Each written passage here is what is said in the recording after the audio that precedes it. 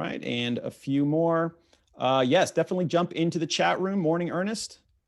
Glad to see you here. We've got Bill, good to see you.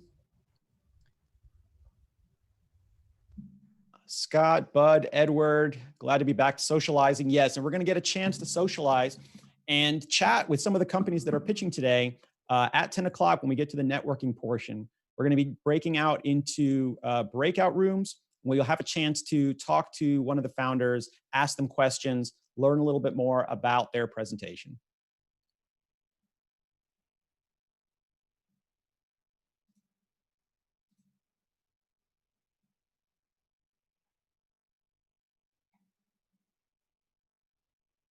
All right.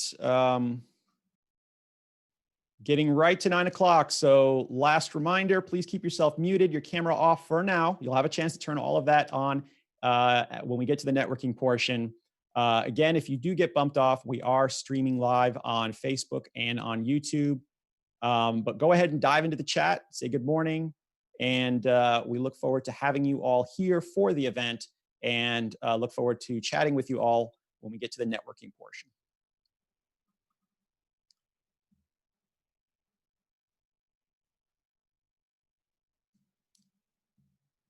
And Laura, I'm going to turn the chat room over to you if you would start letting people in as they come in.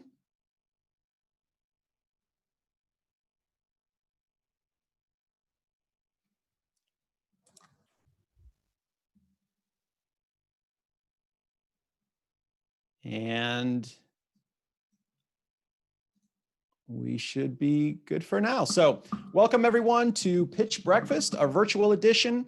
If anybody has not been to a Pitch Breakfast before, we welcome you and hope that you come and check out more of our events that we have in person as well as these virtual ones. If anybody's been with us for the past 2 months, we had a great Pitch Your Pivot event where we were able to give $11,000 to local companies that were going through a transition, that were pivoting because of COVID-19, and we're doing so under these circumstances. And we were able to do so because of partners like Tabris Co-working and NC Idea. Now we're back to our standard format of giving entrepreneurs the opportunity to practice their pitch in front of a live audience, get feedback on that pitch from investors and expert panelists, and to do that in a supportive environment with other entrepreneurs, founders, investors, and innovators in the community, which is all of you. So thank you all for joining us and for being here this morning today. So we like to say that Pitch Breakfast is the event where entrepreneurs pitch and panelists enrich. And we cannot do events like this without the support of all of our amazing sponsors that I'm going to talk about in just a second.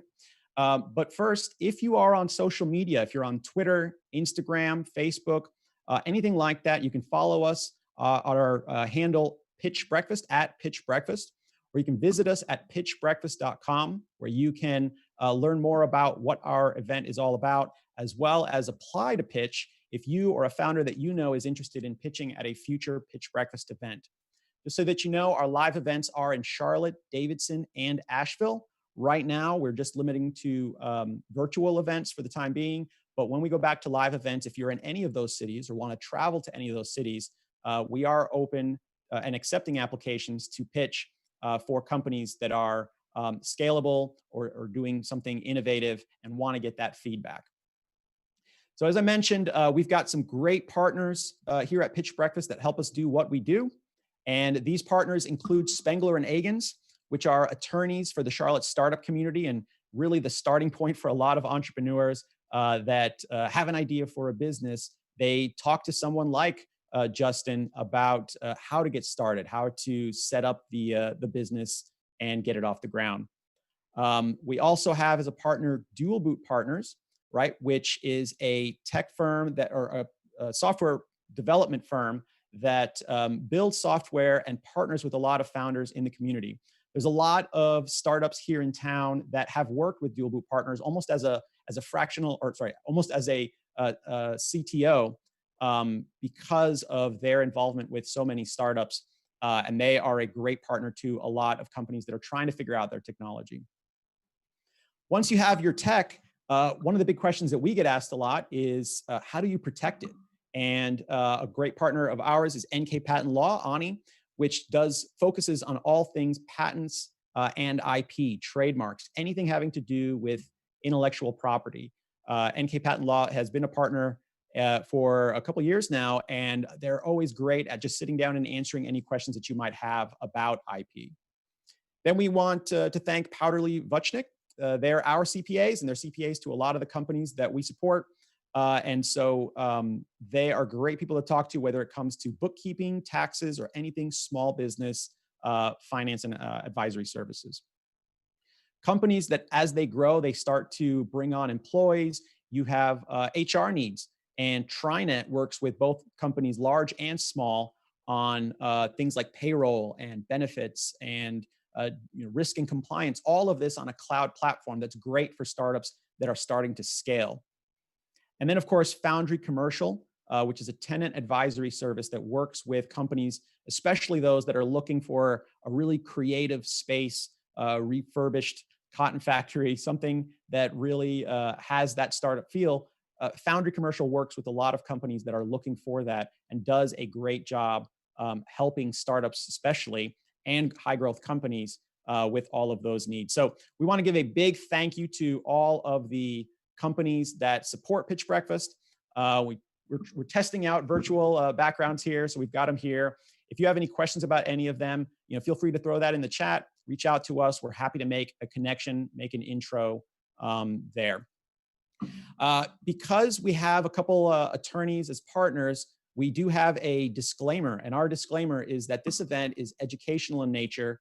The companies that you're going to hear are practicing their pitch. They're not conducting a securities offering.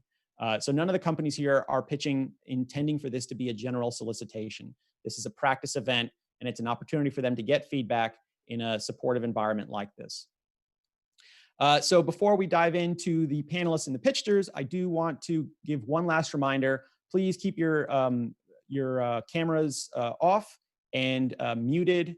We are going to have an opportunity to network and open up and talk to each other when we get to the networking portion. But for right now, we're going to keep that off so that the pitchers you can get their full attention, or they can have your full attention, and so they can see us when we're giving them the time marks. All right, with that, today is our standard pitch format, 5-minute pitch. These companies are going to have slides that they're going to be going through, and then we're going to have 10 minutes of feedback, Q&A, any responses and interaction with our panelists.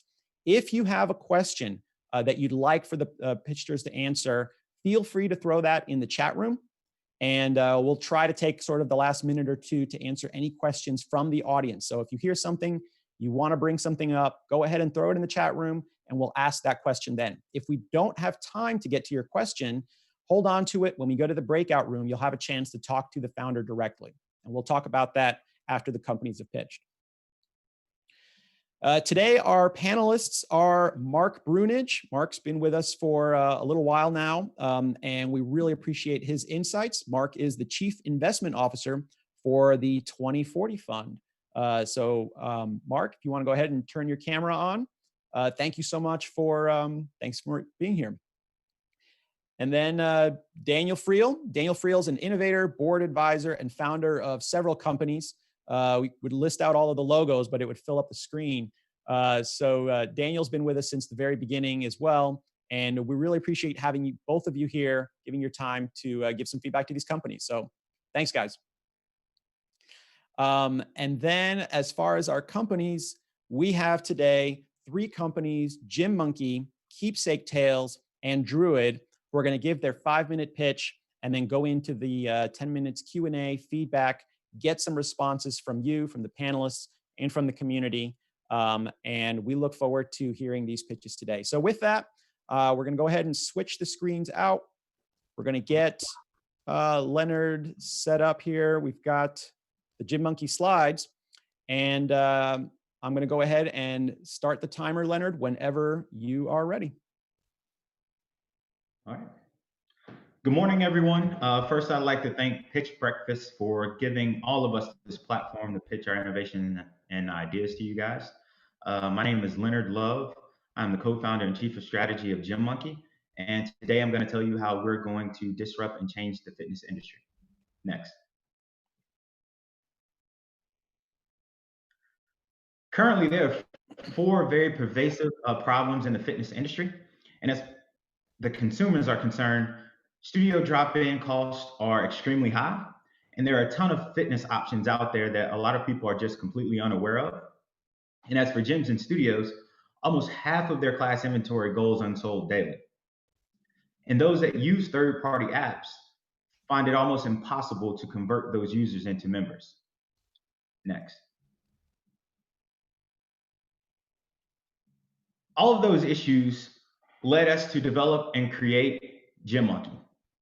And GymMonkey allows users to swing from gym to gym by purchasing GymMonkey coins and doing so at a discount versus having to pay full drop-in price. And by doing so, we provide incremental revenue and allow gyms to maximize their revenue by filling those unsold class spots. In addition to that, we provided gyms with an in-app advertising opportunity, which is unique and a very big differentiator for us as we continue to grow and scale this platform.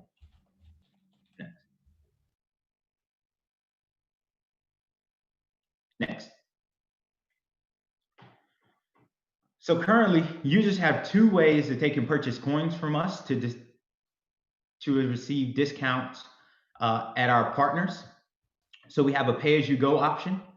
And then we also have a monthly subscription option for users that allows them to frequent gyms more often.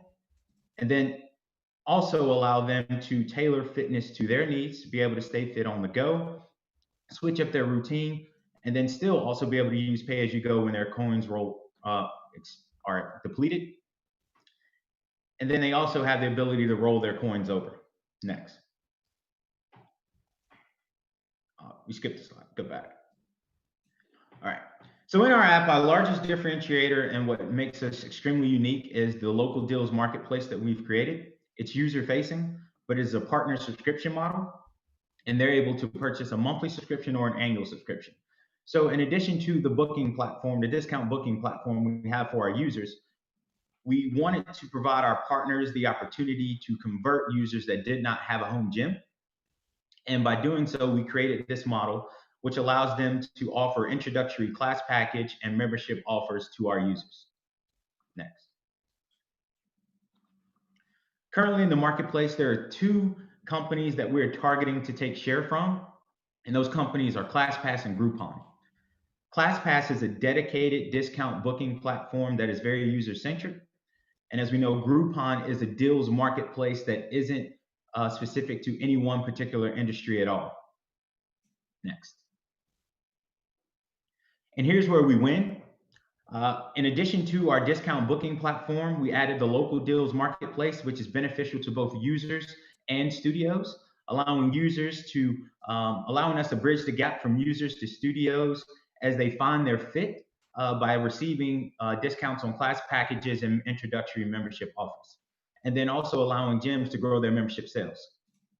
Another unique and industry first in this arena is coin sharing. We allow our users to share coins with their friends, with their coworkers, as they venture off and explore new fitness options. And then lastly is payout transparency. Our payout is very consistent with all of our partners, and it's very transparent, and they know what they're paying, what they're receiving, regardless of class capacity. Next. COVID-19 has had a major impact on the fitness industry. Many studios and businesses did not have a virtual presence and struggled to find one. We pivoted right along with them as they offered virtual classes. We allowed our users to be able to continue to support them and purchase and receive discount access to classes via GymMonkey and still be able to work out during the mandated shutdowns that took place. Next. Currently, we're seeking $150K in revenue-based financing or a term loan to grow our business locally and continue to grow our brand. Next. Again, my name is Leonard Love, and also on the call today, we have my co-founder, Jerome Touchstone. We're both non-developing founders that truly believe that this business can scale globally. Thank you. Awesome. Thanks, Leonard. We got a little representation there of the virtual applause. So now we're going to switch over to the panelists. There you go, Mark and Daniel, and feel free to keep your videos on. Yes, great, awesome. Mark, Daniel, what do you think of the presentation? Want me to start, Juan? Yeah, go ahead, Mark. Yeah, Leonard, really well structured. I mean, it's the actual, like, the visuals here, the slides are tight, and I like how you kind of jumped into it and just got right to it. Problem statement, call it, the supply and demand side, very tight. The areas I'd want to see more or get a little bit refine the idea is a little bit more on the market. Like I'm not I work out, but I'm kind of like a lone wolf workout guy. Like, I don't do classes, I don't go to gyms, I kind of do my own thing. I have a home gym, I do stuff here. So you might be a little bit short on just some of the context here. It took me like a little longer to get really focused on this target, and not just the consumer side of the target market, but the gym owner. So that would just help put some more context on it for me. Also, kind of sizing, meaning like how do you define your target market? And when I say target, I mean the first 15, 20, 200 businesses or gyms you're going to go sign up on the platform. The only other area that I'd like to hear more about is actually the product itself. You hit the use of funds slide, which was helpful. It's hard for me to know, is this a prototype or a concept, or do we have a beta product out in the market? I think it needs a little bit more substance to tighten up this kind of 5-minute early stage funding ask pitch. So if you were to do this in another virtual pitch event, or if we ever get back together in larger groups, a trade show or a fundraising kind of VC pitch type of format, I think you just have to put a little bit more substance or meat on the bone around where the product's at, how much you've put into it, and how ready it is to kind of address the problem.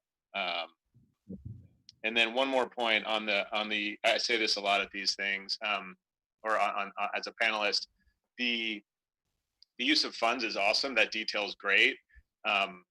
One step further from here's how we're going to spend the money is here's what we're looking to learn, right? So a couple of the hooks that you think will really solidify a ramp of users, both on the consumer side and on the business side. So that's what I'm always looking for in an early stage kind of seed or Series A pitch is, what is the entrepreneur and what is the team not only going to do with the money, but what are they going to learn with the money, right? Because the goal here is to kind of get you from point A to point B. So talk to me about that journey, point A to point B, and what you're focused on. That's all I have. Great work. Awesome. Thanks, Mark. Daniel, how about your thoughts?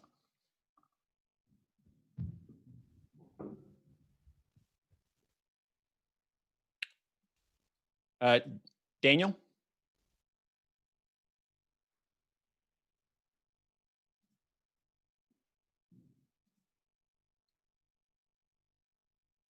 All right, Daniel's camera might be frozen there.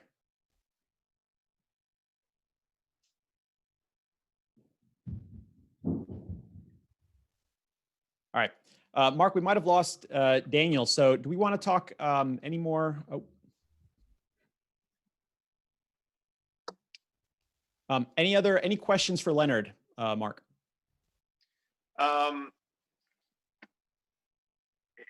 Talk to me about, the go-to-market. I'm imagining you're going to focus on the Charlotte market to start. Just talk to me more about how you guys are taking this early stage product into the real world, into the wild. Yeah, so our product is we currently have a beta product in the market now.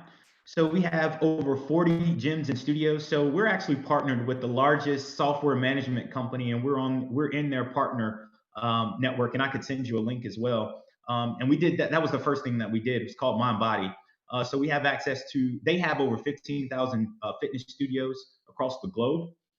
Currently, we have just over 40 studios on our platform, with over half of them being in Charlotte. So we are in the market. We have subscribers. Obviously, due to COVID-19, we lost a few of those. being a very young company. But as gyms didn't have an in-person atmosphere or workout, they were mandated to shut down. The digital and streaming aspect of fitness is just so sporadic and all over the place that there's so much free content out there that even gyms were struggling to maximize revenue. So we pivoted once they had virtual classes. Instead of being able to book in-person classes, our users and people were allowed to book the virtual classes as gyms listed that. But we're in the marketplace. We have a beta product. So the funds that we're seeking really is to help us continue to grow in the local market and to continue to improve upon the technology that we've already built and we've been working on for some time now. Awesome. Thanks, Leonard. Daniel, looks like we got you back. Yeah, I apologize. We're going to blame Comcast on that. I lost my spectrum. I lost my network connection. So, Leonard, just to go back again, like the presentation, couple things hit me. One, kind of getting focused on where you're playing exactly. You know, one of the Priceline. Are you familiar with the Priceline model? Excuse me, say that again.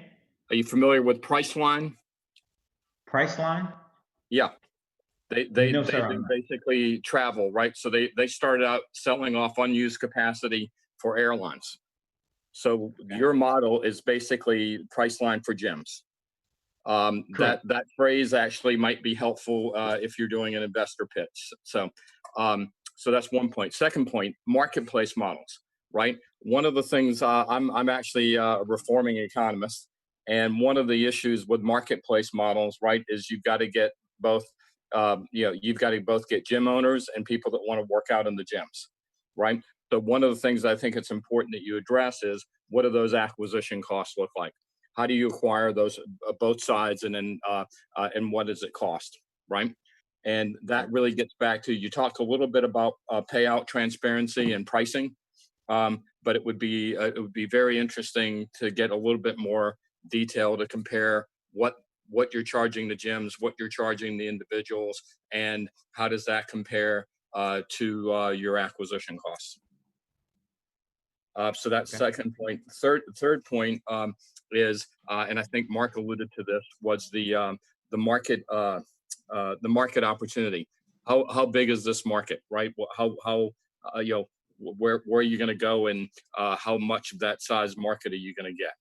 And then the last point, and again, Mark alluded to this, and the slide you have up is just the appropriate one, and that is, it would have really been helpful about to have a little more of your background and Jerome's background, because one of my favorite things to say, just like in real estate, it's all location, location, location. With startups, it's all team, team, team. So a little bit more about the team.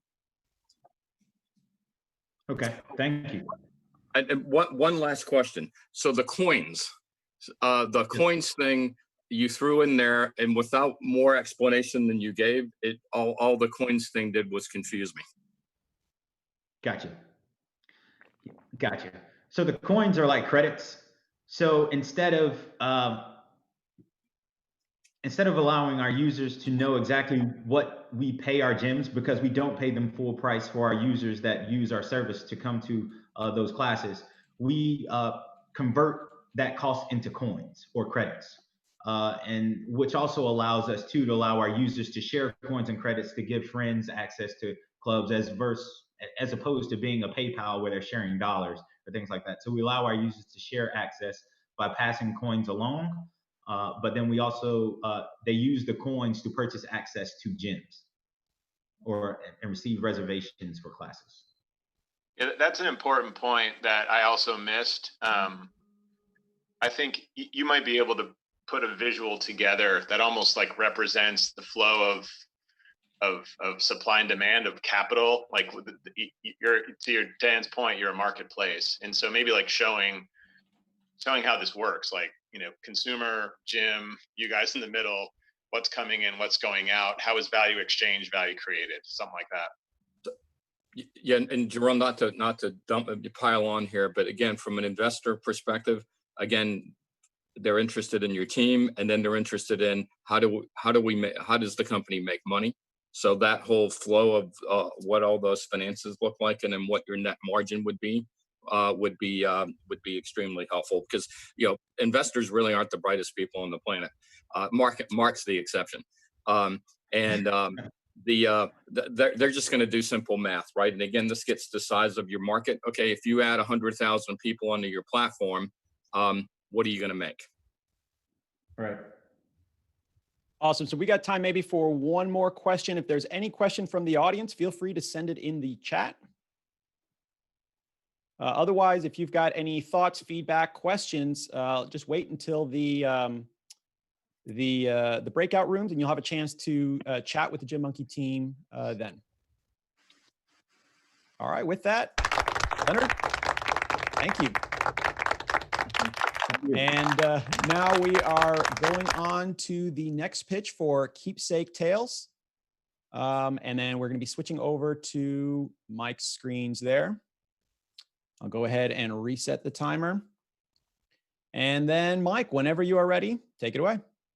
Cool. Nice job, Gym Monkey. And good morning, Pitch Breakfast. My name is Mike Magalis. Thanks so much for having me. I'm the founder and CEO of Keepsake Tales, where we make the most personalized children's books in the world. Next. I'd like to start with just a quick question. Do I matter? In our consumer discovery of hundreds of people, we uncovered that children of every demographic are struggling with questions of value, of self-worth. They're trying to answer the question, do I matter? And it's really no surprise when children struggle to see themselves in the content that they consume, especially in the books that they read. It's no wonder that they struggle with questions of value. One mom told me, Mike, it would be so powerful if you could put my daughter Claire in the story, because she has Down syndrome and they don't make books for kids like Claire. Next slide. See, we exist because we believe that all children are one of a kind. We believe that all children have intrinsic value, and we're building a business so that every child can understand that they do matter. Next slide. How do we do that? We're making the most personalized children's books in the world. Our illustration process starts with a picture of the child. We turn that picture into a cartoon that matches the illustration style of the story, so that every child can see themselves as the champion of their story. And you see the face that Avery has in this picture? Right here, she understands that she has value. And that seriously fires me up. But it's not just me. Next slide. Our parents and customers think so too. Some of our favorite moments that we've had so far is seeing videos that parents have sent us of seeing their kids flip through the pages of their story, point at pictures of themselves in the story, and understand that they are valuable. It's been amazing to see them choose a keepsake tale over an iPad. Next slide. Now, I can hear what you're thinking. Sounds like a cute idea, Mike, but how big's the market? It's pretty darn big. We estimate a serviceable available market of over $2 billion and a beachhead market of almost $500 million. Our beachhead is a true blue ocean market, which is children of disabilities and sicknesses. We selected this market because, tragically, there are no viable market substitutes. We estimate that less than 0.5% of children's books today even include children with disabilities and sicknesses. Next slide. When we look at the competitive market, we ask two really important questions. First, are personalized children's books representations of the children realistic depictions of those children? You can see in the top left the two market leaders, Wonderbly and Hooray Heroes. We heard time and again in Discovery that those books don't really look like my child. Number two, are the depictions of the children coherent or consistent with the background illustration of the story? On the bottom right, you can see an example where it's patently not. They just take a picture and turn it on top of an illustration. For the first time with Keepsake Tales, you get both highly realistic representations of children and illustrations that match the background style of that story. Next slide. Our unit economics start with our base price point of $50, which we've demonstrated through primary research as our profit maximizing price point. Right now, we rely on a manual personalization process and drive unit economics of 4-to-1 lifetime value to acquisition cost. However, we've identified an automated approach which will drive major operational and cost efficiencies, improving our LTV to CAC ratio to 7-to-1. Next slide. We've based our revenue projections off the historical precedent already set by Hooray Heroes in this market, and we project by 2025 to have a $50 million business. Next slide.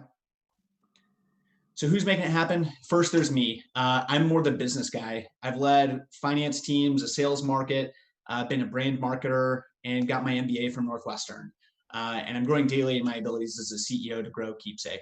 Then there's Erin. She's a social entrepreneur, publishing expert. She's been called the best children's author of our generation, and she's an amazing co-founder. Then there's Brian, who brings a lot of marketing muscle and technical acumen to the team.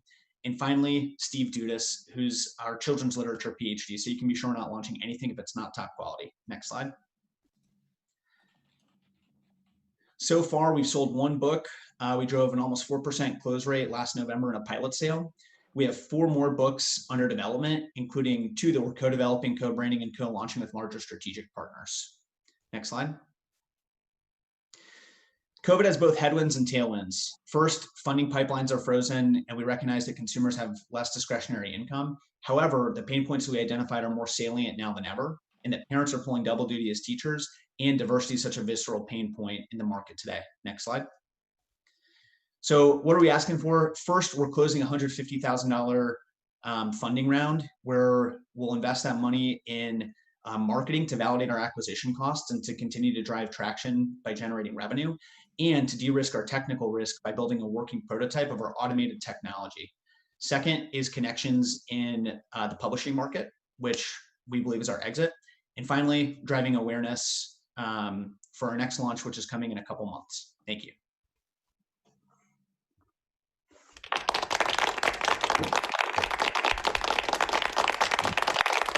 All right, thanks, Mike. Daniel, why don't you start us off this one?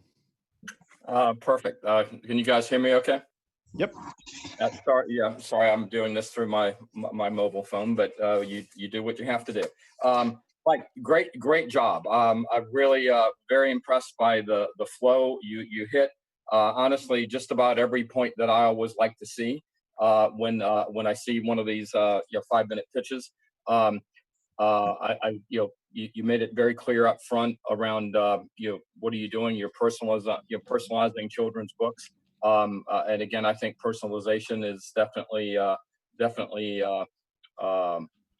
huge factor in a lot more than children's books, right?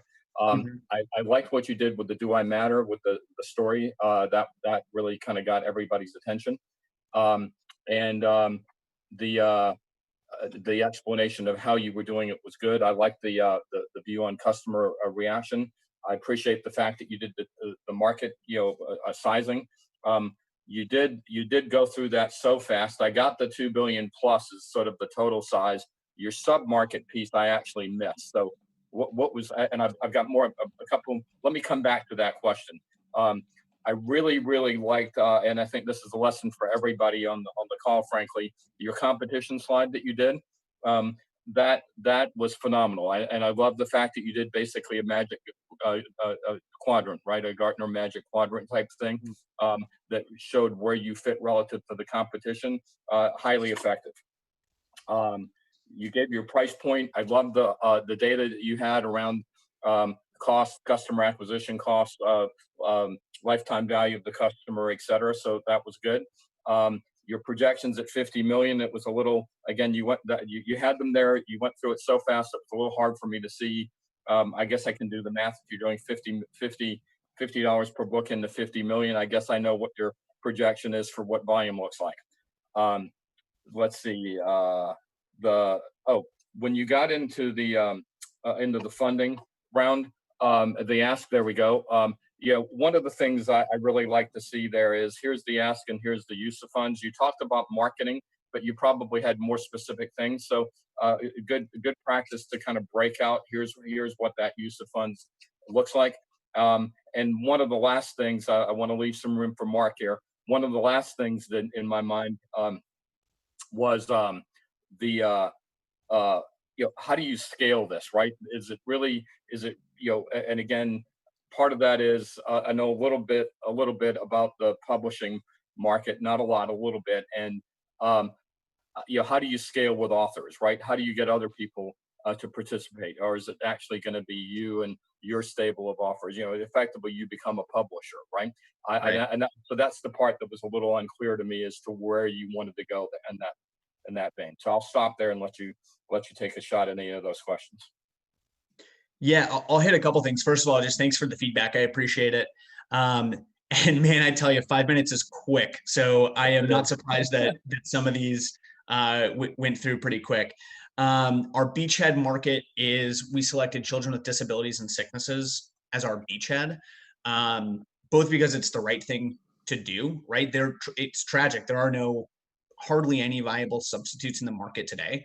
So we can really uniquely serve their pain point in a way that neither traditional publishers nor players in the current personalized children's book market today can serve. So we believe that it's also a very low acquisition cost, high virality market. In terms of the use of funds, I've got a more granular breakdown of how I intend to use those funds in the appendix. We don't need to go there, but essentially it's driving at least $50,000 of sales in our next product launch, validating our acquisition costs, and developing a working prototype of our technology, which we've got our approach identified. We just need about probably $20,000 to go and develop a working prototype and de-risk what I'm just calling our technical feasibility risk. In terms of scaling and supply, there's sort of right now, we've got the in-house competencies to develop stories and drive initial traction. Our midterm approach is one of the other problems we identified in discovery was that there's a lot of people that want to be children's authors. Some of those actually go back to school to get their Masters of Fine Arts in children's literature, only to graduate with a pile of debt and find that they can't dethrone Dr. Seuss and get distribution in Barnes and Noble. So we plan to access that supply and crowdsource our supply of stories. And then I think third would come after an exit event by selling to a publisher and essentially integrating our technology into the best-selling children's books today. So we can contemporize, for instance, the illustrations of, let's say, Dr. Seuss, and put your child or grandchild in the story with Dr. Seuss. So that's sort of short, mid, long-term approach on how we're thinking about supplying stories. And I think those are your questions. Mark, over to you. Yeah, excuse me, Mike. Great presentation. Awesome concept and idea. Thanks. So the only thing I'd add here is, and in light of the 5-minute hurdle, which we all kind of always joke here, it's like there's almost never a 5-minute setup in the real world other than at Pitch Breakfast. But if you had the opportunity to refine the 5-minute pitch, or if you wanted to refine it, I would try to hit. And it might just, again, we'll go super tactical into the actual visual, because it might actually help how you deliver information to a new audience member like myself, or a new listener or prospective investor. Is the one big question all along the way was how are you going to do this? And I realized that an early stage company like this, you don't have all that answers, but credibility in the entrepreneur and the team to kind of convert the idea into substance. And so organizing that how. So it's like, how are you going to source the customer? How are you going to source the content? And how are you going to get the content published and physically shipped? That's at least how my brain was kind of seeking structure around answering those ideas. And you can do that, with a timeline. You can do it with just kind of here are those 3 areas that are important to our business. But that's just kind of how I broke it down. Mentally, I was trying to break down what does this business need to do? And then you tie that to your ask, and then that ask, and you actually did it verbally, talking to, I think, to Dan's question. You almost kind of timelined it out. Here's what we're going to do. Because the main questions for me, if I saw you present somewhere and I wanted to have a follow-up meeting, I'd be going right towards customer acquisition and content development. I might be wrong in assuming that the development of the actual physical product is more commodity, but for me, it's the quality of the content. And then how are you converting your customer base or the target market? And then I do love how you've kind of said, hey, our beachhead is children with disabilities and or a sickness or an illness or an ailment. I think that's awesome. It's also not, I don't think it would be, I think it could be helpful for you to actually say hey, we think we can use that targeted focus to our advantage, and even talk more about the potential for those communities, because I know parents that are going through that type of experience often are also very much in touch socially with other parents experiencing those kind of challenges. So looking at that beachhead market and talking about paying some attention to the how we're going to kind of focus on that market, and then leverage the uniqueness of that market in terms of the social ability around the idea. So anyway, I'm kind of giving you more like where I wanted to see it go. That doesn't mean you should need to go there, but that's kind of, those are the open areas that open questions that I kind of had in my mind. But great job and awesome concept. Congratulations on bringing something like this to the market. Cool. Thanks, Mark. I appreciate it. I'm happy to hit some of those points or leave it open for Q&A, whatever works best. Yeah, there's actually a comment here from the audience about how you're going to automate. So this kind of ties into what Mark says, if you want to respond to it. How are you going to automate to get cost of goods down? Will tech need to be done from scratch? And how is the book produced? So some questions on the production aspect of it, and then to what Mark was talking about. Sure. So what we've done so far, when we started this, we said, okay, we're not going to go over-engineer our technology before we've demonstrated unambiguously product market fit. So we did our initial pilot launch last November for 3 weeks. We used a digital art team to manually create cartoons from pictures. And so that worked. We got a great proof of concept. We now are exploring, we've got our approach identified, which is a facial meshing technology, which it's not brand new. It's brand new in this application, but it essentially takes a picture, like your phone, when it recognizes the face, when you're taking a picture, it leverages that same core technology, maps a face, will overlay a branded cartoon style on top of that, and pre-program the expressions that are required for different pages of the story. So if page 2, the child needs to be happy, and page 7, they need to be brave, we'll pre-program those expressions and then give the customer the opportunity to approve or retake pictures before we send to print. And then in terms of printing, this is one of my big go, no-go things before starting, was, are there printers that can handle one-off orders and still give us access to economies of scale? And there are. So we've got a great printing and fulfillment partner based out of Cary called Lulu, who does that. So I think that sort of answers the question. The reason that we brought on Brian, who I didn't have time to talk too much about, he's a multi-time technical founder, and he's leading that technical development work stream. And we have our approach identified. Like I say, we just need to invest in developing out that working prototype. Awesome. Thanks, Mike. And thanks, panelists, on that one. If you've got any other questions for Mike, for the Keepsake Tales team, please bring that to the breakout rooms in just a second. Absolutely. Thanks, guys. Yep. And we're going to go to our third and final pitcher of the day, Jerome with Druid, and we'll let you take it away. I'm sorry, Julian. I had the wrong name up. Julian. Yes, there you go. Yeah. We got your slides up, so whenever you're ready, I'll go ahead and start the timer. Yeah. First of all, good job, Jim Monkey and Keepsake. You guys, our presentations are really good. First of all, before I begin, I'd like to say that this presentation is more of it's not necessarily our entire business model, but it's more of an overview of our pivot since COVID-19. So just take that into account with your questions and comments. Next. So since before, Druid is a indoor farming company focused on building farms to solve food security within cities. So we have been, before COVID-19 all started, we were working on a number of projects with different cities around North Carolina to bring hydroponic farming systems to different areas of North Carolina.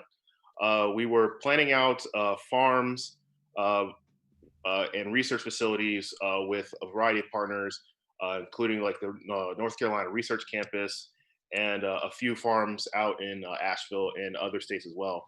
And we also, what makes Druid special is that we have our own machine learning AI platform that we use to monitor and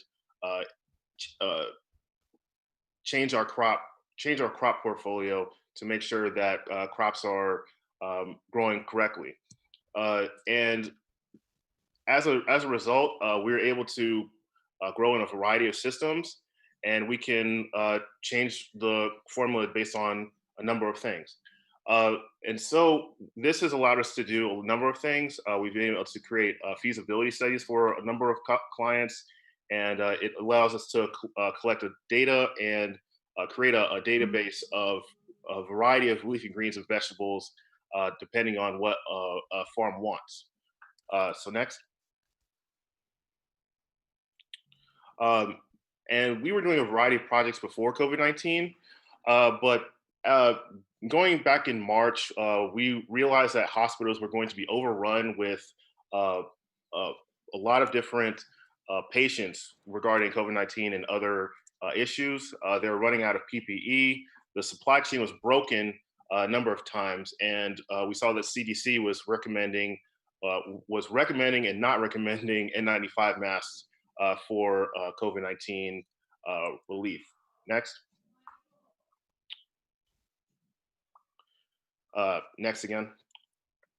So Druid, we make our own hydroponic systems as well. We design and manufacture them. And because of this, we were able to, we use 3D printing to design these systems.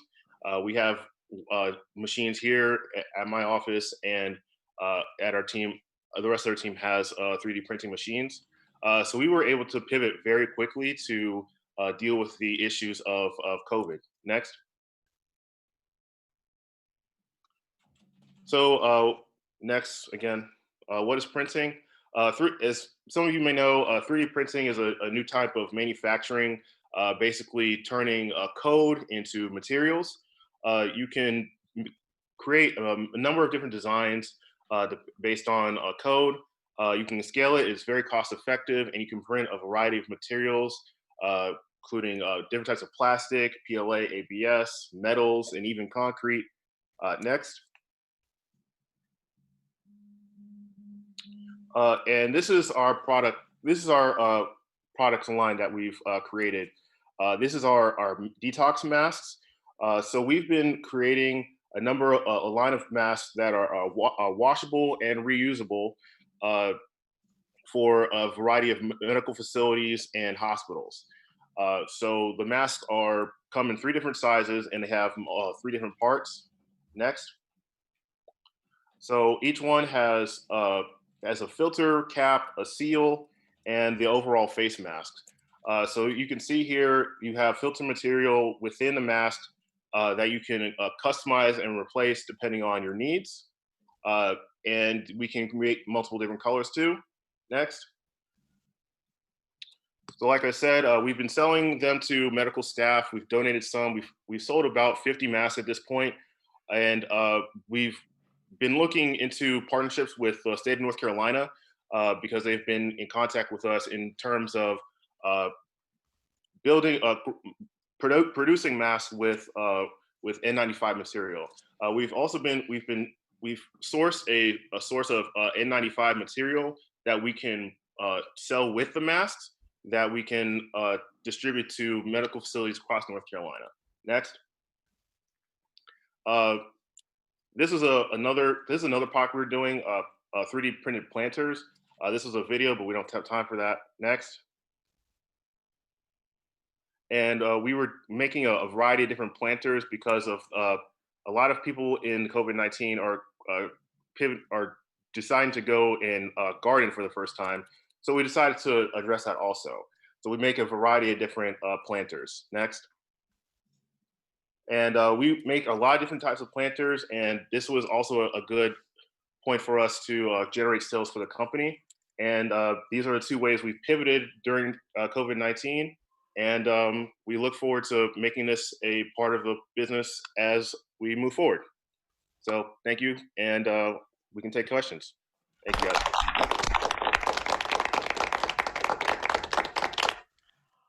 All right, thanks for that, Julian. And panel, this one was a little bit unique. We actually reached out because of the interesting pivot responding to COVID-19 and sort of what they were doing to it. So it's not sort of your standard straight up business model, but seeing how they're adapting to what's going on now. And Mark, let's go ahead and start with you. Yeah. So yeah, in terms of it, the pivot kind of focus here, which I think is important to focus on, just in terms of feedback. I think you could have gotten right to the point. It's almost, I've said this probably 10 times over the past 5 or 6 years, is you probably could have started with the end of your pitch and rewritten the pitch. So that used to happen to me in like high school and college on papers and essays. That sometimes the instructor or teacher would be like, your point's actually in the conclusion. So if you've pivoted to, let's call it consumer focused, hydroponic, kind of home consumer growing solutions, then say that up front. And then you can, I think this is, again, I'm just kind of riff on what I think you could do here to tighten it up, is just to really say, like, we're trying to sell these, right? Why? Because there's significant demand right now, and that demand is rooted in more people spending more time at home and focusing on increasing quality of life. It's funny, I actually not in this room here, but in another room in my house, am growing cilantro, tomatoes, basil, etc. With another plant-based system that I bought, and I'm pretty active in this controlled climate and hydroponic market. We're actually invested in a controlled climate technology company in the Middle East. And so I have a lot of thoughts about like controlled climate versus indoor hydroponic and all that stuff. So it's like, I thought you were going there. You didn't go there. That's fine. Start with, this is what we're trying to do. 3D printed planters. Here's why. Also, hey, to survive, we're going to print masks. It kind of shows you guys are scrappy and resilient, and focus on that. If this is about asking for money and or asking for investor capital to kind of support a company, you'd want to get there pretty fast. If it's more about an introduction and exploring relationships and exploring, strategic relationships to help grow your business and keep your business moving forward through this event, then that's cool too. But just get to the point, which I think is the last slide. And then, just to take a higher altitude view on the bigger model, I was kind of interested in where you're going. Like when you kind of threw out, hey, we're an AI machine learning based kind of company that's focused on indoor climate controlled agriculture and growing. That's a cool area. I mean, I think there's a lot of opportunity there. So I'm not telling you that's what you need to focus on in your 5-minute pitch, but I would argue that that's a bigger market opportunity, right? So like on the margin, I think as indoor growing and controlled climate agriculture solutions grow, that's a bigger business opportunity than 3D printed planters, but that's just my view. You might be wrong on that, but anyway, so just a lot of you're absolutely right. So, yeah. You're absolutely right, Mark. The indoor farming market is definitely much larger than the temporary COVID-19 market in terms of consumer products and overall value. So today was just to a look into how we were pivoting since COVID-19. And you're right, I probably should have gotten to the point about that a little sooner. And I'll definitely take that into account going forward. But the pitch based on our actual overall platform concerning indoor farming and machine learning AI is much more comprehensive and much more outlined. So thank you. Yeah, one more feedback point or just a comp out there. The company we invested in is called Pure Harvest. They are not indoor hydroponic. They're actually building truly a kind of a controlled environment in the desert. And their use of AI and computers and software is super important. So I think you're kind of pointed in what I think is a really interesting area. I do think a lot of the indoor hydroponic work around lighting technology and how the algorithms manage the light and stuff. I'm not saying it's not as interesting, but I think you're onto something. So don't lose that thread, because our view on the future of food is it's not going to all be indoor hydroponic. There's going to be a lot of outdoor climate control that's using both natural sunlight and controlled environment, and computers are going to be, and AI is going to be a huge part of that. So anyway, check out Pure Harvest, and they're one of those entities that we think is leading the way on those ideas. But yeah, don't lose that thread, man. I want to see you guys do something cool in that space. Thank you. We've definitely got a lot of, the demand actually hasn't decreased since COVID-19. We still are in contact with all of our project leaders. So there's definitely a lot of opportunity out there, and we're still working on it to this day. So thank you. Good for you. Awesome. Thanks, Daniel. What are your thoughts? So Julian, a good job on the presentation. I like Mark. I was very intrigued when you did the machine learning AI platform, but and obviously in 5 minutes you didn't have enough time to get into that. But that's interesting because ultimately everything's driven by data. I appreciate your pivot into the N95 masks. I was and one just quick question before I jump in with some comments on that. Is that a place where you're continuing then? You're continuing to try to see if you can get traction in that space or not? Or was that just a reaction to the crisis? Well, it started as a reaction to the crisis, but going by the current numbers, it looks like the crisis is going to continue to go into the future for the next few months. Okay. So with that being said, we are looking into partnerships with medical facilities and nursing homes around the state. Like I said earlier, we are already in contact with the state of North Carolina to distribute masks to facilities through the government. So that's another area of opportunity for us. But we're also looking for private partners to help us attain supply of N95 material so we can make those types of deals happen. So it's still going to be a part of our business going forward.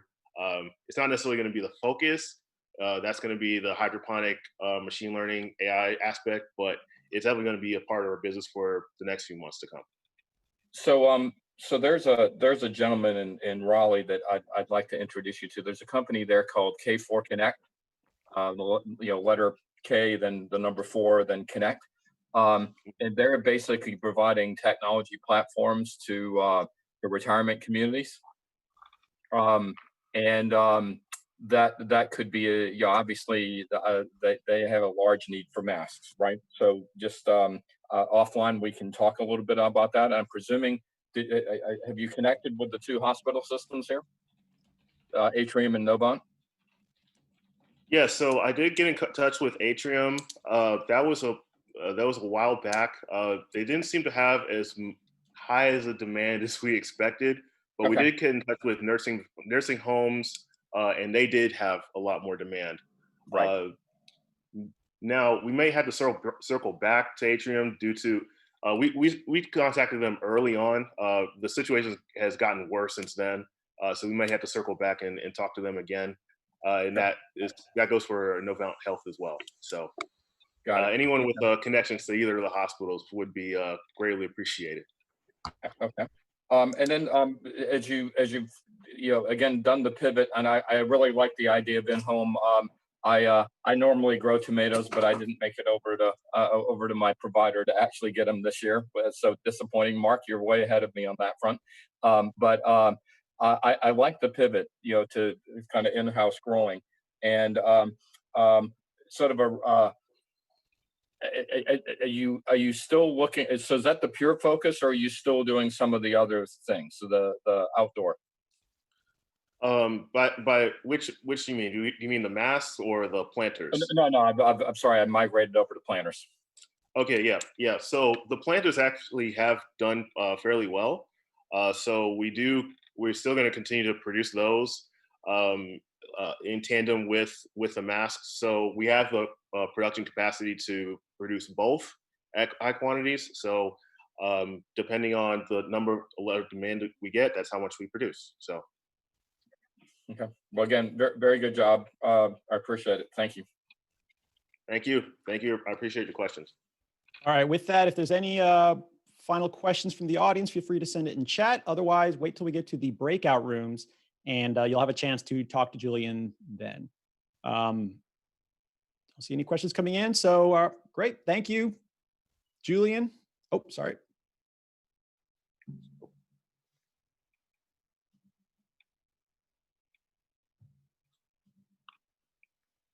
All right, apologies, my mouse just died. So, okay. Did someone have a question? No, I was trying to click the. I think he's trying to do your applause. So. Trying to do the applause, and then the mouse died. So, yeah. Sorry about that. So we'll have to give a big live applause when we get into the breakout room. All right. Thanks, Julian. And thanks to all of the companies that pitched. As is said, I think at every pitch breakfast, 5 minutes goes by very, very quickly. It's far shorter than people realize. And we appreciate you guys sharing your pitch, sharing your story. All right, now everything is going crazy. We appreciate you guys sharing your story. If anybody is interested in pitching at a future pitch breakfast, just go to our website at pitchbreakfast.com and you can apply to pitch there. So with that, we're just gonna go a few quick announcements and then we'll break up into the breakout rooms. First, we've got some events coming up, including tonight, Packard Place Public House. If you go to packard.place/events, there is the Public House event where they have a different speaker coming on doing a kegside chat.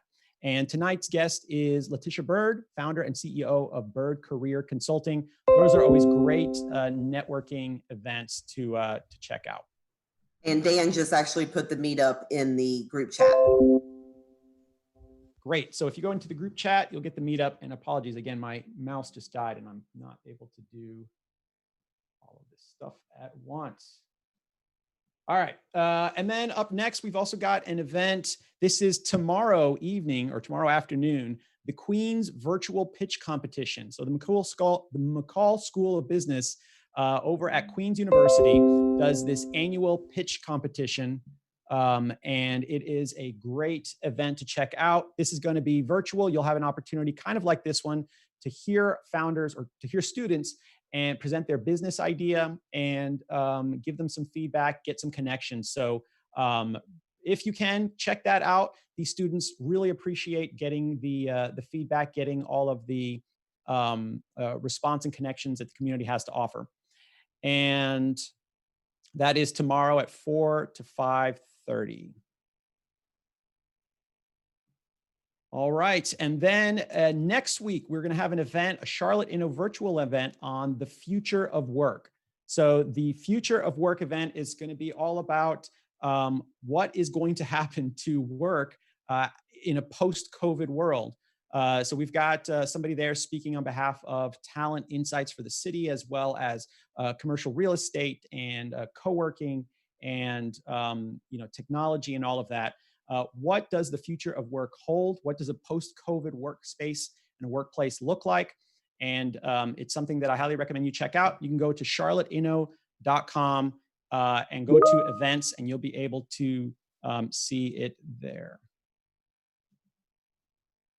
All right, and then before we get to the breakout room, just something that we wanted to let you all know. We are going to be sending out a survey a little bit later today, I think, with a few questions on how best to hold these pitch breakfast events. One of the things that has happened as a result of having an event that for 7 years has been a live event that has brought the community together to network, to learn from one another, and that is that we're not really sure the best way to do this virtually.